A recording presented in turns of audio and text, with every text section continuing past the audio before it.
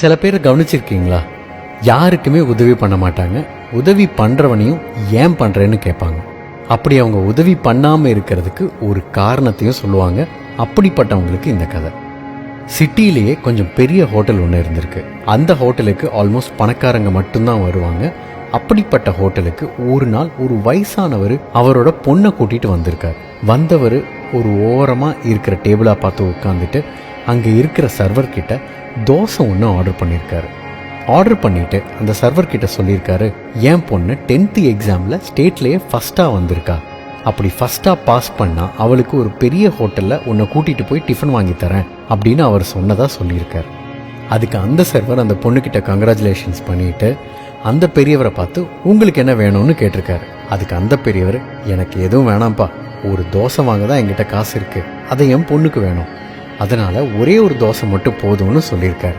இதை கேட்ட அந்த சர்வர் மனசு கேட்காம அங்கிருந்த ஓனர்கிட்ட போய் ஃபஸ்ட்டு மார்க் வாங்கினதால அந்த பொண்ணோட அப்பா ட்ரீட் வைக்க கூட்டிகிட்டு வந்திருக்காரு.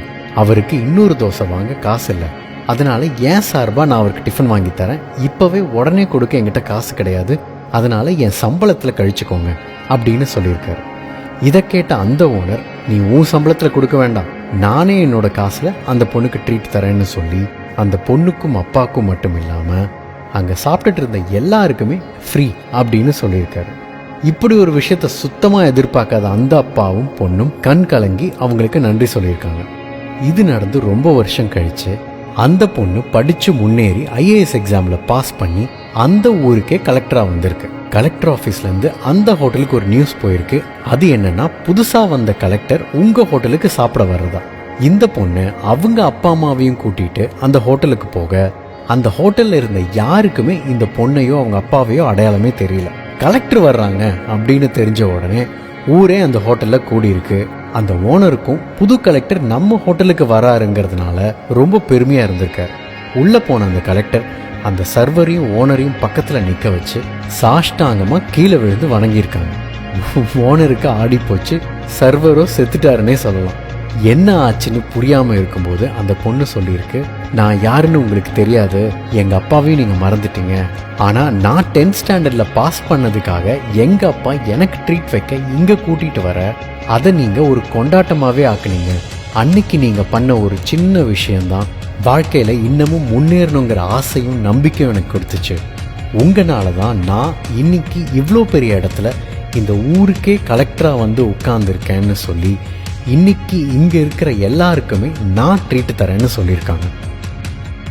ஏன் எதுக்குன்னே தெரியாமல் சில நேரம் நாம் யாருக்காவது கொடுக்கணும்னு தோணும்.